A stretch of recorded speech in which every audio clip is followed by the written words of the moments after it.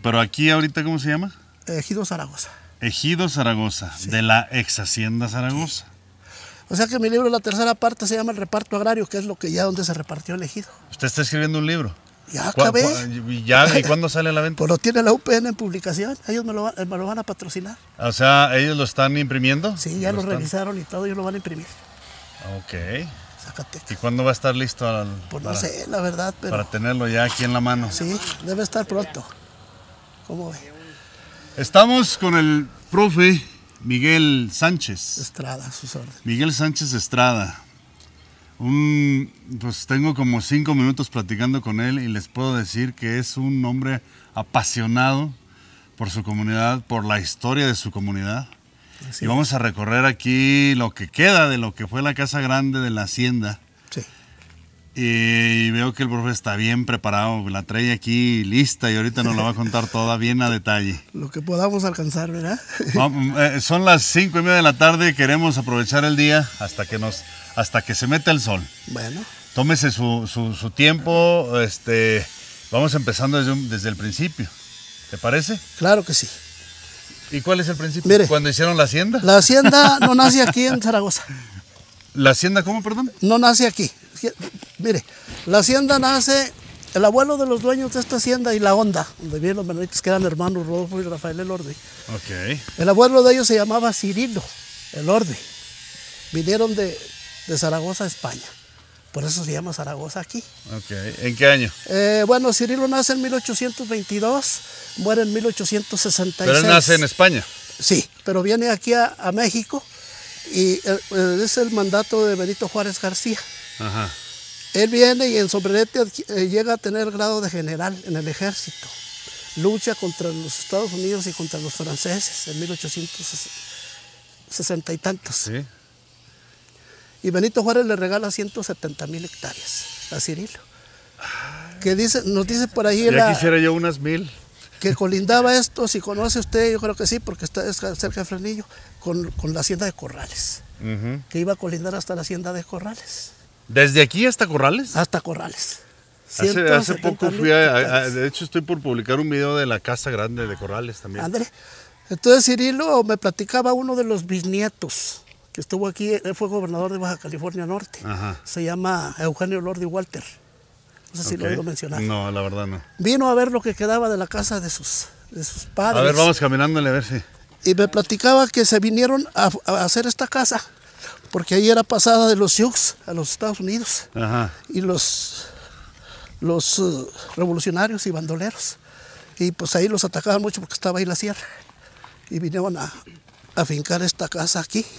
La terminan en 1904. Mira, estas eran las bodegas. ¿Esto que vamos a ver lo termina en 1904? Sí, todo esto. Entonces, ¿no es desde la fundación de la hacienda? La fundación inicia en Mateo Gómez. Ajá. Allá tenían un casco de hacienda también que se acabó totalmente. ¿Estará, profe, ese casco? ¿Perdón? ¿Estará? No, ya no queda más que unas 2 barditas. Todas un pequeño sí. Paréntesis para agradecerle a Ismael que es cortés de mi parte. Creí que no iba a querer salir, sí. Pero ya estoy viendo que también le gusta la cámara. Y la historia. Me gusta la historia. La historia, ¿no? Y la cámara también, ¿verdad? No, y por eso yo, ese día que le platiqué al profe, y ¿sabe qué, profe? Yo he visto a una persona que graba videos y me gustaría a mí que supieran también de aquí de la que es la ex hacienda. Sí, claro que sí.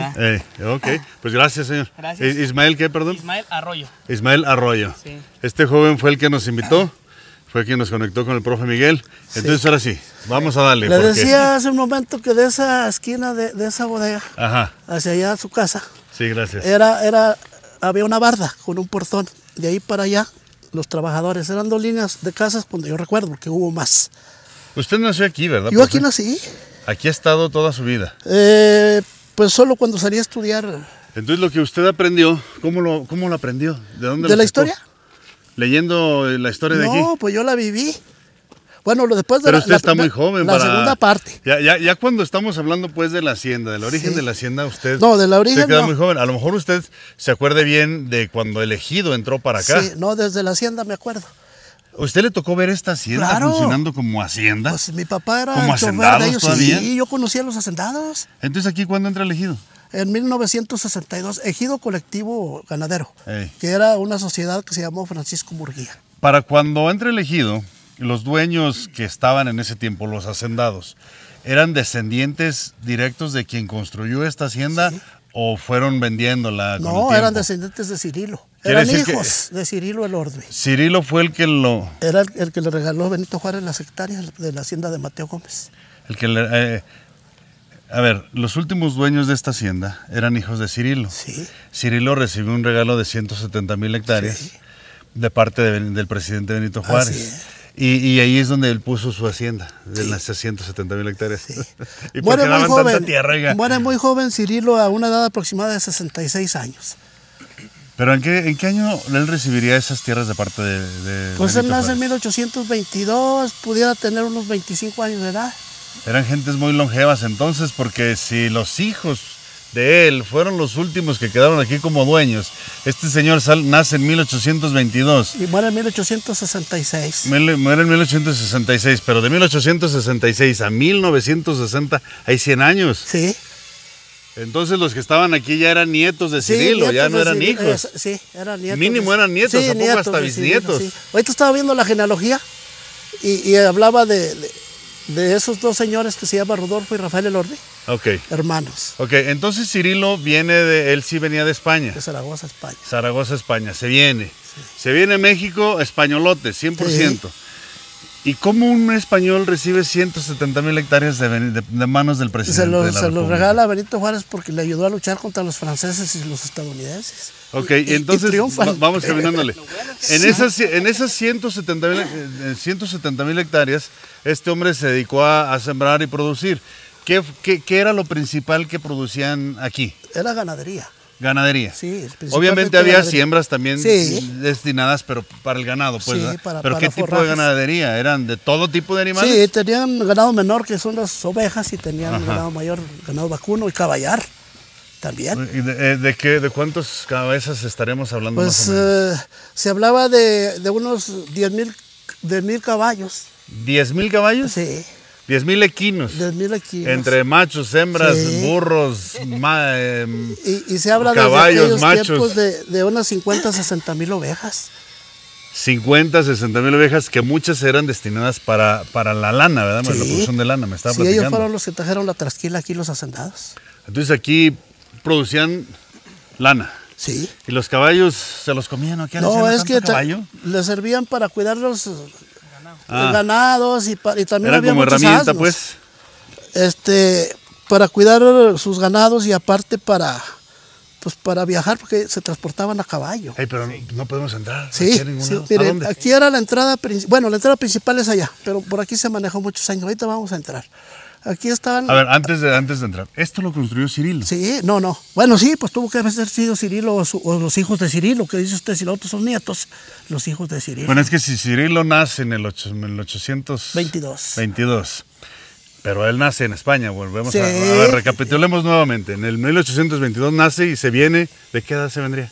No sé, la verdad. Pongámosle unos... Porque llega a luchar ya Si se murió, ¿de cuántos dijo? 66. Pues ya era grande, digamos que se vino de 30 y Por aquí ahí vivió más 30. o menos en promedio. De 30, quiere decir que más o menos en el 850, 860 debe de haber llegado aquí. Sí.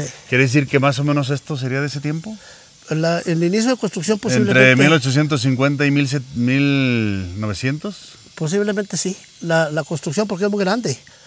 El perímetro es muy grande. Ahorita luego vamos a Y tratar aquí de vivió recorrer. Cirilo, podríamos decir. O al menos sus hijos. Sus hijos y su yo, o sea descendencia. que mire, yo conocí a algunos de ellos, de los nietos, como decimos. Sí. Rodolfo y Rafael Elordi los conocí yo. Ey, Rodolfo, dueño de la hacienda de Zaragoza, Ok. y Rafael, dueño de la hacienda de los menonitas, La Honda. ok. ¿Sí? Que ellos fueron quienes le vendieron a los menonitas, ¿verdad? Ellos le vendieron, el hermano de Rodolfo, Rafael, le vendió a los menonitas. Y aquí vendieron al gobierno, porque vino el Ok. Banco Agrícola. Ok, bueno, entonces llega Cirilo y su descendencia. Vamos a llamarlo así. Sí. Disponen de 170,000 hectáreas. Ellos se ponen a sembrar para producir, criaban ganado, producir lana. Sí. Seguramente también tenían vacas, también Sí, tenían ese tenían tipo de vacas cosas. también, sí. ¿Verdad? Y pues obviamente fueron años, no fueron hasta ni tantos, pues. Pues debe haber sido entre unos 80, 100 años a lo mejor lo que estuvo aquí en pleno apogeo. Sí. Digo, no fue ni tanto comparado de otras que, que duraron 200 o 300 años. ¿No? Sí. Esto fue más nuevo. Más nuevo. Y usted dice que tiene recuerdos todavía de los últimos dueños de esto. ¿Ellos también eran productores de lana todavía? Sí, siguieron la misma actividad que tenía Cirilo. O sea, la hacienda siguió con lo mismo. Mire, aquí en ese tiempo eran por lo menos 5 hermanos. Ajá. Los que de aquí se descendientes conocieron. de Cirilo. Yo conocí 2. Hey. Una le decíamos la señora Chata, pues yo estaba chiquito. Se llamaba María Victoria. Ajá. María Victoria Elordi Gallastegui, que eran los dueños de lo que era la hacienda Vergara. Ajá. Y la Santa Catarina. Ajá. Los Gallastegui. Aquí están adelante de la González Ortega. Aquí, en lo que es ahora González Ortega. Entonces emparentaron con ellos. Pero ¿esas eran también haciendas? Eran haciendas. Sí. Pero bueno, es que ni idea, no me había puesto a pensar si este era el centro de la hacienda, por decirlo, tal vez, o no sé, ¿qué radio sean 170,000 hectáreas? Sí, enorme. Pues mire, ahorita tenemos si hiciéramos un círculo, lo he estado...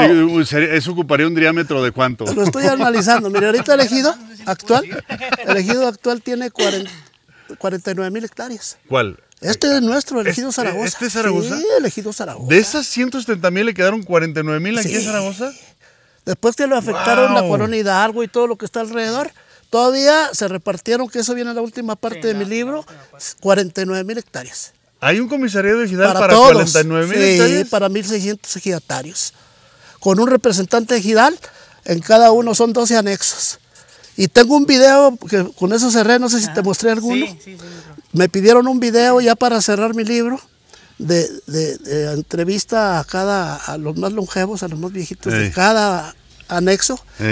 Los años que lucharon, de dónde venían, cómo llegaron. Los años que lucharon para asentar el ejido, ¿verdad? La afectación de la hacienda de Zaragoza. Para lograr la repartición de las tierras, ¿no? Que fue Luis Echeverría quien repartió. Que hablando de Luis Echeverría, así rápidamente, dice que él estuvo aquí. Sí, aquí donde estamos parados. Ahí estaba el templete. No existía ese árbol, por supuesto. Vino a su campaña electoral. Campaña por el PRI. Vino por... ¿Y qué les dijo? Y les voy a repartir la hacienda del ejido. Oiga, y sí la repartió, él fue el que dio los certificados. Sí. Oiga, entonces este ejido son 49,000 hectáreas. Sí, actualmente. Wow. Es uno de los ejidos más grandes del país. Charco Blanco está dentro de... Son 3 grupos en Charco Blanco. A ver, dentro de ese ejido, ¿qué comunidades hay? Mire, ex Hacienda Zaragoza. Tenemos aquí el Plan de Guadalupe. Está de la comunidad algo hacia arriba. Aquí tenemos Mateo Gómez. Luego sigue Santa Lucía. Tenemos... En Charco Blanco hay 3. Que hicieron su zona urbana juntos. Ajá, ahí está grande, sí. Milpillas. Grupo Milpillas, Grupo Francisco R. Murguía y Grupo Nicolás Fernández. O sea, pero Carrillo. ¿usted está hablando de qué? ¿Como de divisiones del ejido? Sí. No, pero hablando en comunidades registradas como del municipio de Sombrerete. Sí. No sé si esto abarque hasta... No. Hasta puro Sombrerete. Puro Sombrerete. ¿No se escapa hasta Durango? No.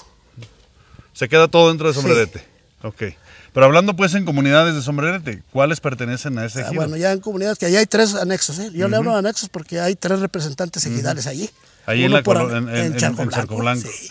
Habría un cuarto también ahí. No, pero ese es... No, ese es del Sauce. Entonces ya tenemos otra, Aguasarca, también es del ejido. Y luego tenemos el Independencia y Sauce del Terrero. Estamos hablando, profe, de que...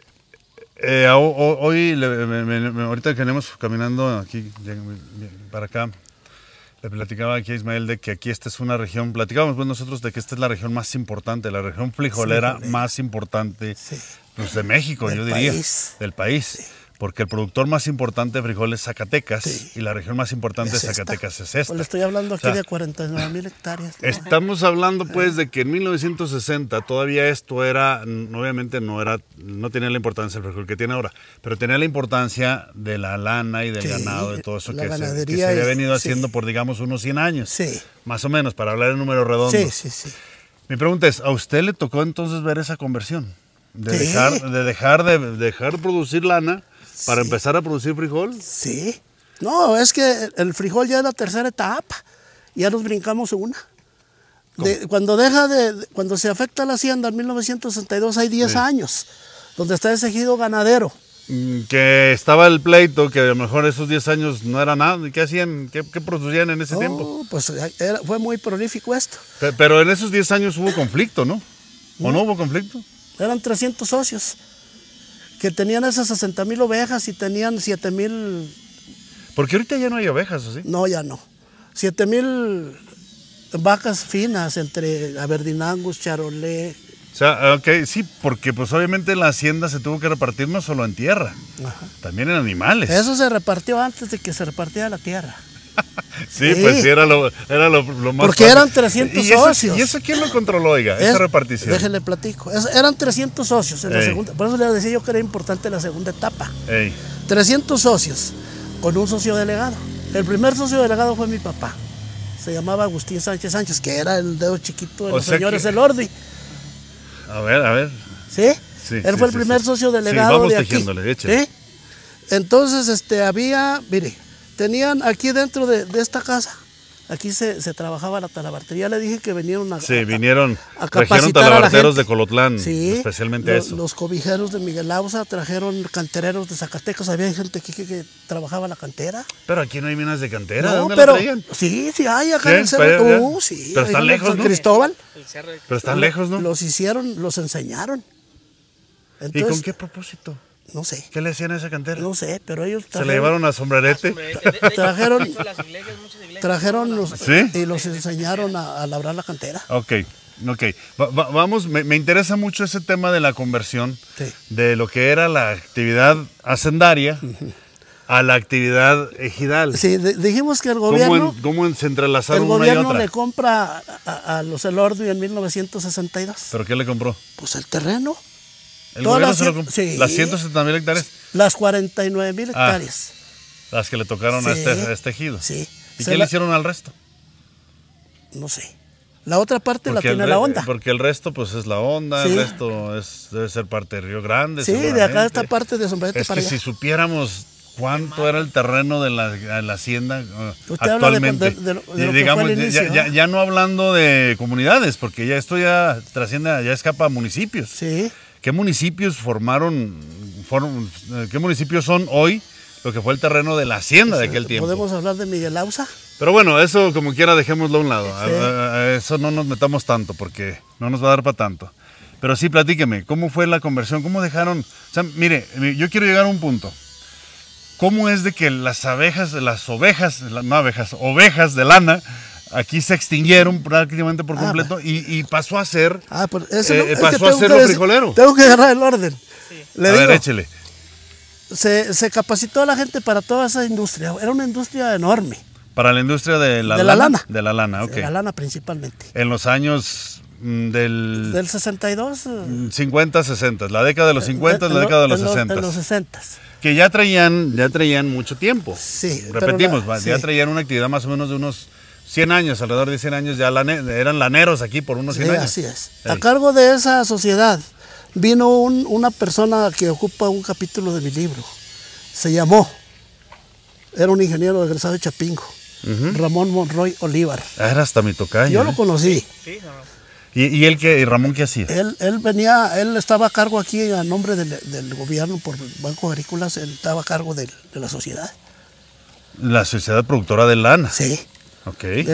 Se llamaba Sociedad Local de Crédito Agrícola Francisco Murguía. Estamos hablando cuando ya no era la hacienda, ¿verdad? 62, 72. Cuando ya no era hacienda, ya era ejido, pero ya seguían con la actividad de la lana. Sí, y ellos trajeron más ganado. Ok.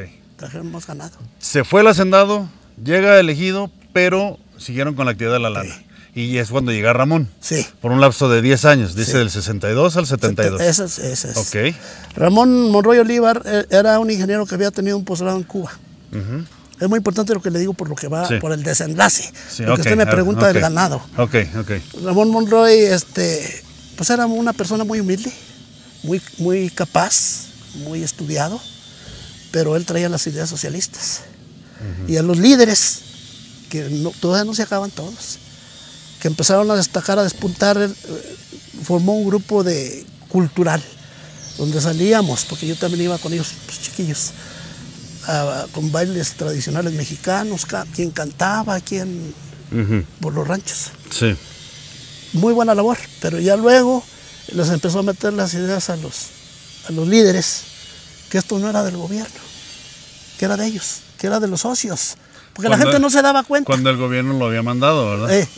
Sí, la gente no sabía que los socios éramos, yo tenía socio, los dueños. Cuando lo había mandado el predecesor de Luis Echeverría. Sí. ¿Quién era el presidente en ese tiempo? Antes de Echeverría sería Gustavo ¿Ordaz? Gustavo Díaz Ordaz, ¿no? No sé, la verdad, necesito estudiar esa parte. Pero el punto es, lo manda el gobierno con sus políticas priistas, hay que decirlo para entendernos en términos modernos, para y llega con ideas socialistas. Sí, así es. Quieren decir, no, miren, todo esto es de ustedes. Así lo hizo. Y la gente despierta, y entonces, cuando ya pasan al final, en esos 10 años, se levantan en armas. Mire, aquí adentro de esta casa había una tienda de abarrotes y ropa para el servicio de los 300 socios. Y llegaron y se repartieron Había todo. un establo, tenía 45 vacas Holstein, las tengo en colores también, donde la leche casi a precio de regalo para los socios. Tiene fotos y sus familias. Había 2 granjas avícolas, el huevo, que para los mismos familias de los trabajadores. Pues todo eso se acabó con las ideas que les inculcó el ingeniero Ramón Monroy Olivera a esas gentes. Entonces no era tan buena gente mi tocayo. Bueno. O sea, sus ideas eran... Finalmente, la gente se levantó en armas, saqueó. Aquí estaba lleno todo esto, de la barda que le platiqué para acá, de camiones y camionetas que usaban para los trabajos. Ese lugar donde está la Puerta Negra había por lo menos 5 tractores ahí que usaban. Había una zona agrícola allá, se llama Santiago La Herradura. Para forrajes allá, tenían silos para la ganadería. Eso fue a principios de los 60, ¿verdad? 62 en adelante. Sí. Entonces, no, 72, ¿no? 62. Hasta el 72 termina. O sea que el saqueo se tardó. Sí, se tardó. 10 años. 10 años.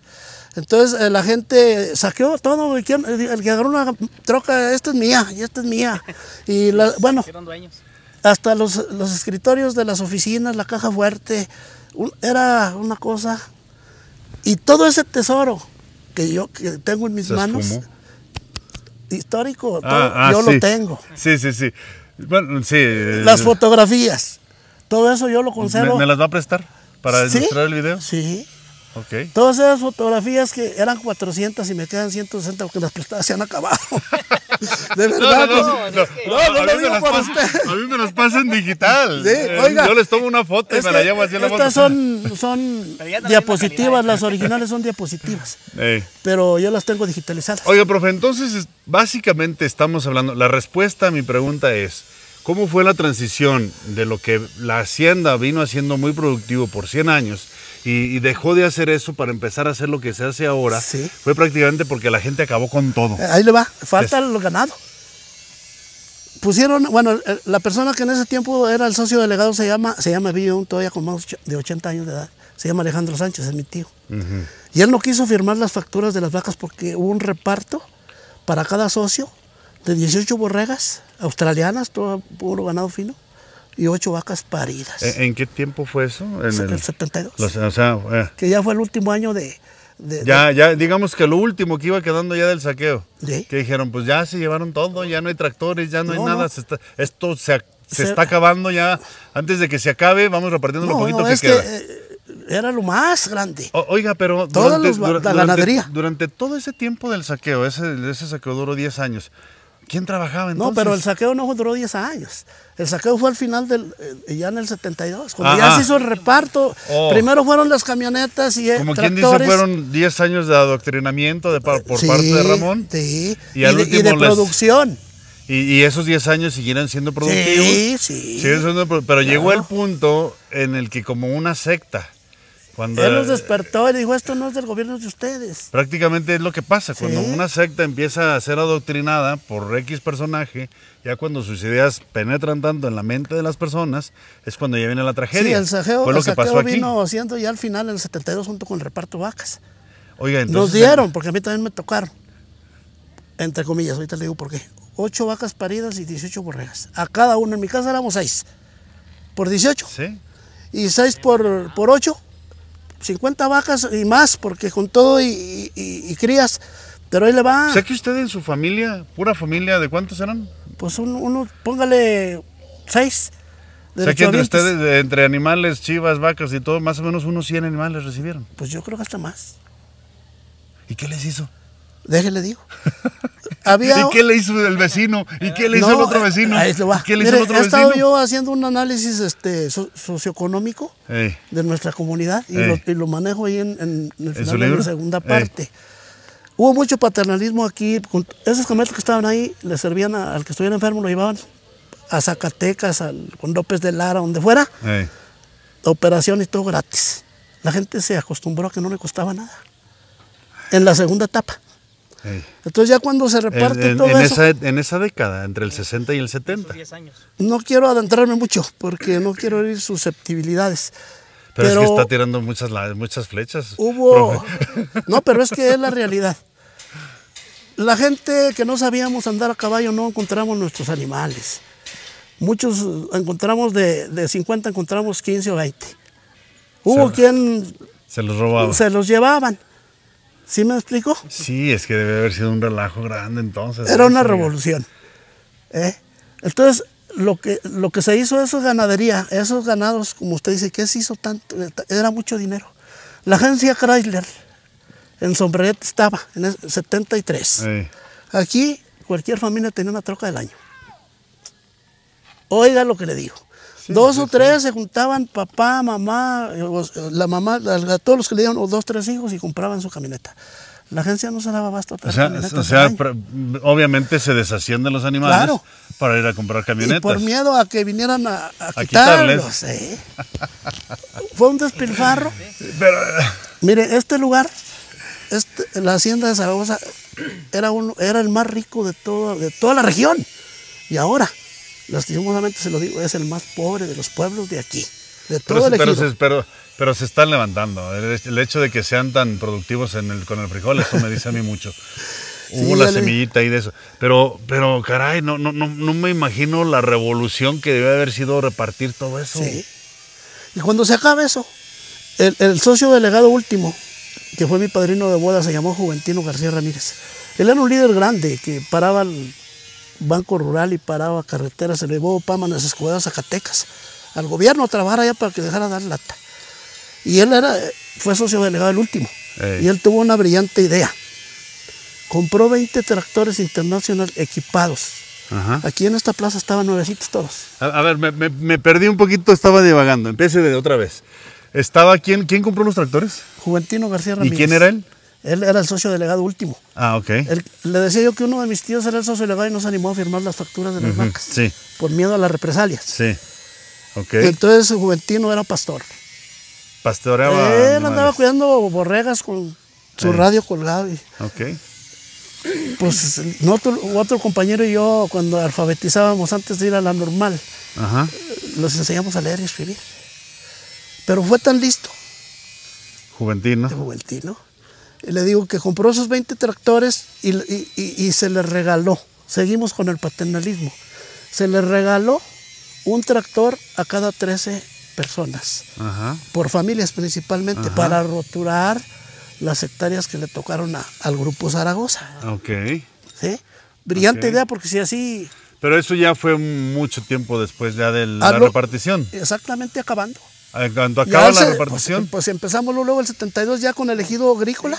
Entonces acaban la repartición, se reparten todo y derroche a manos llenas. La gente obviamente, mucha gente se quedó sin nada. Estoy seguro que en poco tiempo se quedaron sin nada otra vez. Es cuando Juventino ve la oportunidad que dice, bueno, ¿ahora qué vamos a hacer? Pues vamos a sembrar. O sea, déjame traigo los tractores para darle a la gente. Lo que pasa pero es ¿cómo los compró Juventino? ¿De dónde agarró tanto dinero? Vendieron ganado para comprar los tractores. Sí. ¿Y de quién era el ganado que vendieron? Pues de la sociedad. Ok. Y él era el socio delegado. Ok. Entonces él tuvo ahí fue donde inició ya la etapa agrícola, pues, aquí del ejido. Aunque ya, como veíamos lo de la entrevista de don Alejo Delgado, ya dice que tenían muchos años ellos luchando por estas tierras. Le hablo de todo. Esa gente vive en Charco Blanco. Sí.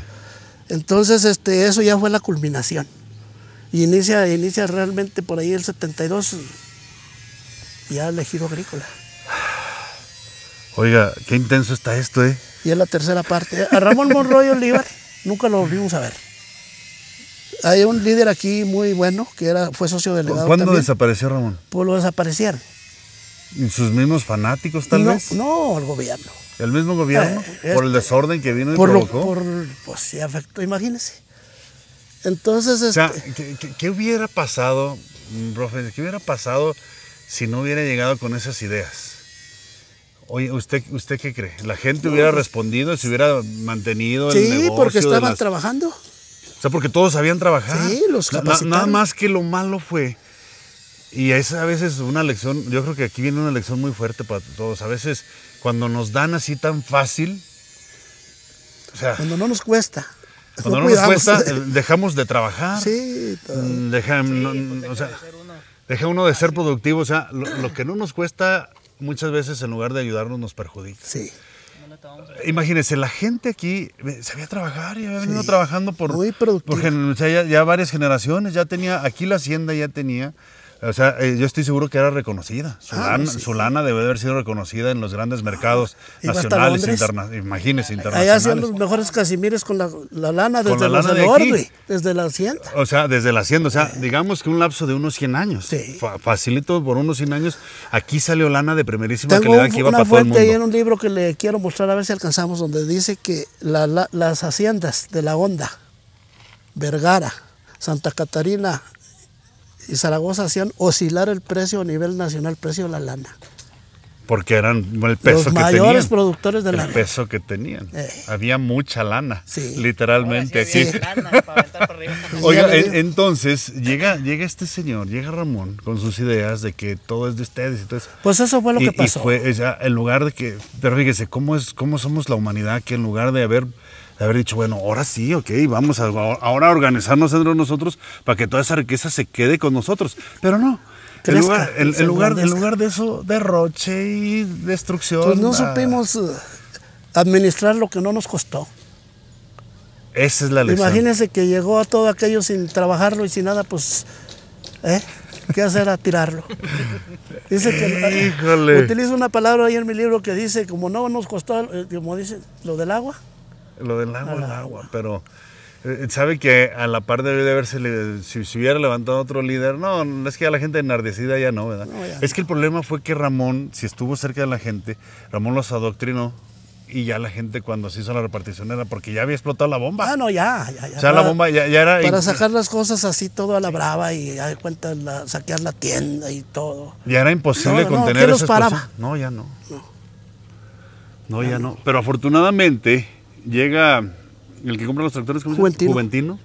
Y él, yo creo que él visualizó el futuro, sí. De haber dicho, ay gente, se quedaron otra vez sin nada. Y él firmó, él fue el que firmó las facturas de las vacas, Juventino, porque él se eligió, le dije que era pastor. Sí. Y a él lo eligieron como socio delegado y aceptó, y él firmó. Cuando dice pastor se refiere a pastor de ganado, ¿verdad? Pastor de ovejas. Sí, no estamos hablando de pastor religioso. No, ¿verdad? de ovejas. Aquí no hay nada de religión. Sí hay, pero en ese tiempo no había.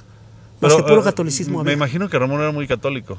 Ramón, no, la verdad no sé si era creyente o no. Ok, a ver, bueno, nos adelantamos mucho a la parte que como quiera ya estamos aquí hablando del nacimiento elegido y cómo dejó de ser eso y lo otro. Regresando al principio de los 100 años, ¿qué tanto sabe usted de eso? ¿De dónde trajeron las primeras ovejas? ¿De dónde empezó a llegar la gente? ¿Cómo fue que esto creció tanto? Pues los trabajadores vinieron de muchos lugares. Mi abuelo era de Sombrerete. Y trajo, dice mi papá que él tenía 18 años cuando los trajo para acá. Mi abuelo era el bodeguero, esa parte. Pero su abuelo debe de haber nacido al principio del 900, cuando mucho. Yo creo sí. El 900, o sea, su abuelo nace cuando esto ya tenía unos 80 años. Sí, no, lo de atrás no lo conozco, la verdad. De ahí para atrás no lo conoce, el origen no lo conoce, ok. No lo conozco. Muy bien, entonces, ¿cree usted que hubiera sido mejor si no hubiera nacido elegido? O sea, que hubiera seguido elegido ganadero porque era muy productivo. Bueno, que se hubiera seguido con la metodología de trabajo de antes, vamos a llamarlo así. El detalle pues es que ya mucha gente luchaba por las tierras. Sí, De muchos lugares, de es que varios ya estaba, municipios, por la afectación. De hecho, ya era tarde. Ya. Sí, ya no se podía. Era obvio que sí, ya no se podía. Ya no se podía. Ya mucha gente luchaba desde 8 y 10 años atrás, como nos platicaba don Alejo Delgado. Ya no se podía porque prácticamente todo México ya estaba repartido. Sí. O sea, ya las haciendas ya habían caído, Ya los no se hacendades podía ya hacer habían nada. caído, ya era muy Era la difícil. etapa que seguía. Pero bueno, vámonos al origen, porque hay mucha gente que cree que el ejido fue malo. O sea, todo el ejido en general, ¿no? O sea, el hecho de que se hayan desaparecido las haciendas y haya entrado el ejido, ese movimiento, esa repartición luego de la revolución y todo ese rollo, hay gente que dice, hubiera estado mejor que el ejido que no hubiera habido revolución mexicana. No, pero el ejido agrícola ha sido muy, muy próspero. Este es uno de los ejidos más importantes del país. A final de cuentas, tuvo que haber todo ese traqueteo en la historia, en la vida del país, para llegar a esto. Para llegar a lo que estamos aquí ahorita, que ya somos libres, que verdaderamente ya tenemos un título de nuestras propiedades, y que ya no un solo español le regalan 170,000 hectáreas. Sí. Así es. Es que ese era el problema. Yo creo que a final de cuentas lo malo era precisamente eso, que el gobierno mexicano le dio mucho poder a esa gente, mucha gente, y se olvidó por completo del pueblo. Entonces la hacienda fue un extremo, pero el ejido libertario, el libertinaje que creó el ejido, lo digo libertinaje porque fue una libertad, pero de la cual muchos hicieron libertinaje, que ya el libertinaje ya es malo. Claro. Estamos de acuerdo. Entonces yo creo que el ejido tan libertino, yo creo que también fue malo en algunas áreas. Sí, claro que sí. Porque tan solo imagínense, ¿cómo es posible que todas estas bellezas, construcciones tan bonitas, tan majestuosas, estén tan destruidas? No, y va a ver adentro cómo está. Sí. O sea, que estén tan destruidas. Caso no, es que valdrían millones de pesos ahorita. Y muchas de esas, precisamente por la gente enardecida, las destruyeron. Hubo dos, cuando tuvieron la libertad que el ejido les dio. Sí. Hubo dos personajes que quisieron rehabilitar, reconstruir la casa grande. Esta. El primero fue el arzobispo de Durango, se llamaba, no sé si viva yo, como Antonio López Aviña. Tienen una casa de encierro en La Joya, Durango, que para unos señores que le llaman cruzados. Y él les hablaba porque de aquí había de todos lados. Veo, sí, soy católico. Pero no tan apasionado de esas cruzadas. Lo normal.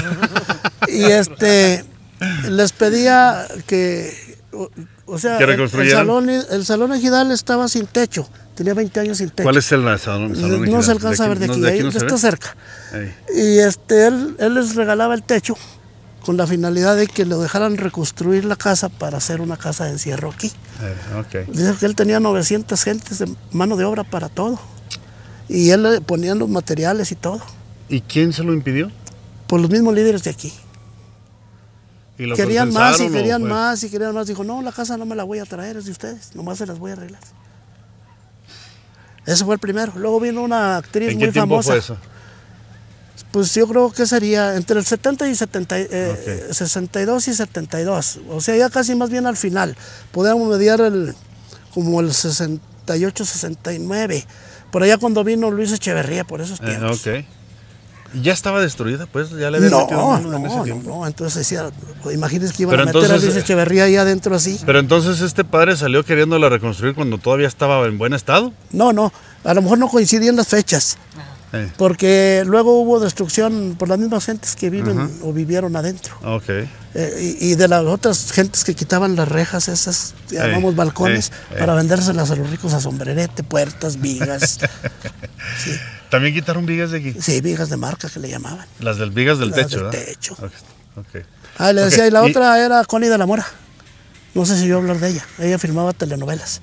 Y quería reconstruir y decía yo que le doy trabajo a mucha gente para servir y mantener la casa. Esa fue la segunda oportunidad de ver. Y tampoco, porque nunca llegaban a un acuerdo por cuestiones económicas, y se quería más y más. Ya había sido la revolución. Entonces la gente le supo dulce, ¿verdad? Y por lo menos los que andaban adelante, que eran los que manejaban, pues querían más. Aquí había una reja. ¿Podemos entrar? Por allá.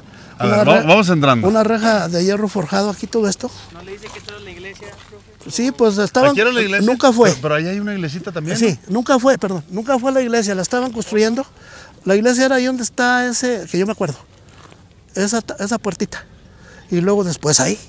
Sí, es que era muy reciente esta hacienda, ¿no? O sea, fue muy... Y esa puerta pues la pusieron después porque no corresponde a la época.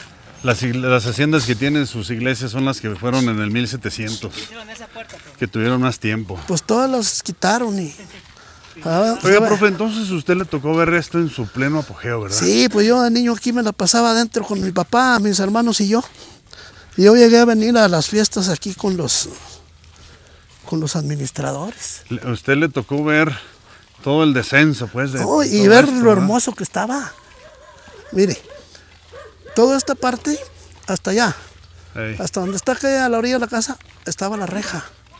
Eso no existía nada, ni esto. En Zacatecas, en la Bufa, hay una fotografía donde está el Luis Moya aquí. ¿Esta es la entrada principal? Sí. No sé si la ha visto en el museo en Zacatecas. ¿Es de aquí? Sí, aquí está Luis Moya, junto a su Estado Mayor antes de tomar sombrerete. Pásele. Sí. Y esta es la entrada principal, estos eran jardines. Se mira bonito aquí. Mire, por aquí pasó el tocayo que vino a descomponer la cosa. Sí, pues aquí vivió muchos años el ingeniero.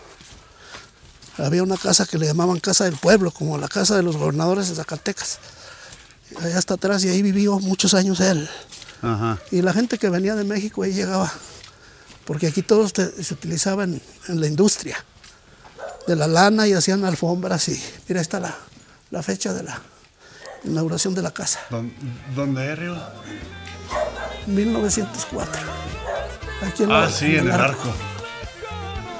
Sí, pues era muy reciente. Cuando vino Luis Echeverría todavía existía esta parte. Qué orgullo siento de ser zacatecano.